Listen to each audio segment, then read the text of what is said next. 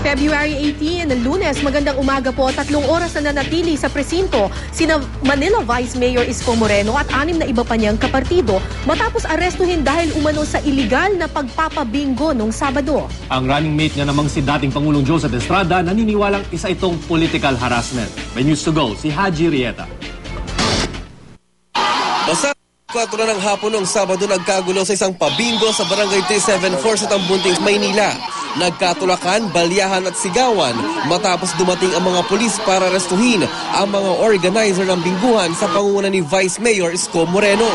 Kasamang 5 pang kapartido niyang konsehal at isang kandidatong konsehal.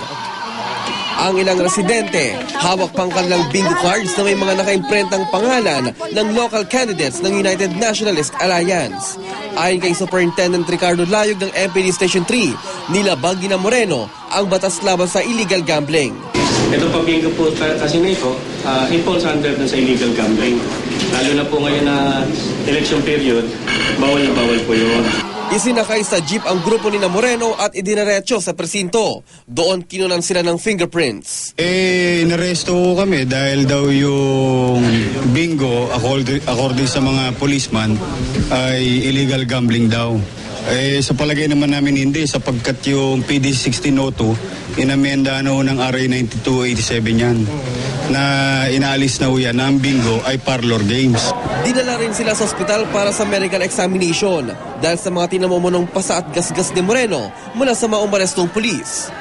Hindi nagtagal dumating na rin sa presinto si Vice President Jejomar Binay na kapartido na mainaresto.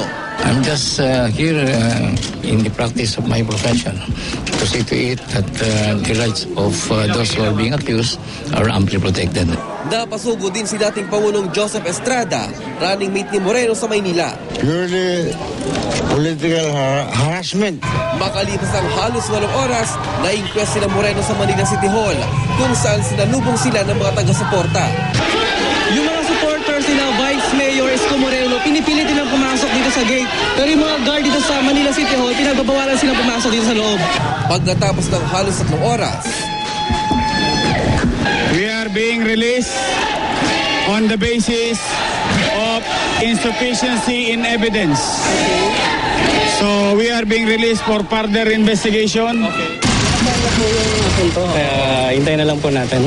Itong February 11, inaresto rin ang 4 na konsehal ng Manila 5th District na kaalyado ni Moreno. Ang kaso, halos kapareho rin nung kina Moreno. Paglabag daw sa Anti-Noise City Ordinance dahil sa pagpapabingo. Pinalaya rin sila sa parehong araw. Haji Rieta, GMA News.